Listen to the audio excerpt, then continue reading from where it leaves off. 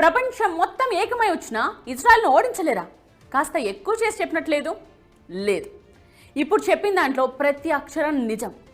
శాంపుల్గా కొన్ని పేర్లు చెప్తా, మీరే ఆశ్చర్యపోతారు. ఏంటి ఈ ప్రపంచం మొత్తం వాళ్ళ చేతుల్లో ఉందా అని.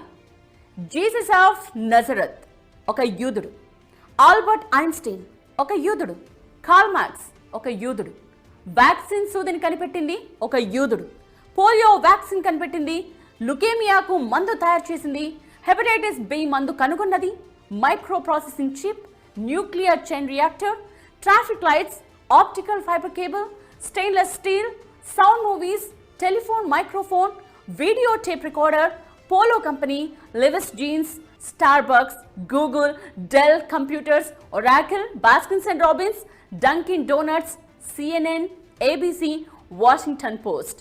వీటన్నిటి వెనుక ఉన్నది యూదులు. లిస్టులా చెప్పుకుంటూ పోతే కనీసం 1-2 గంటలు పడుతుంది. మీరు ఏ రంగమైనా తీసుకోండి, యూదులు లేకపోతే అడగండి.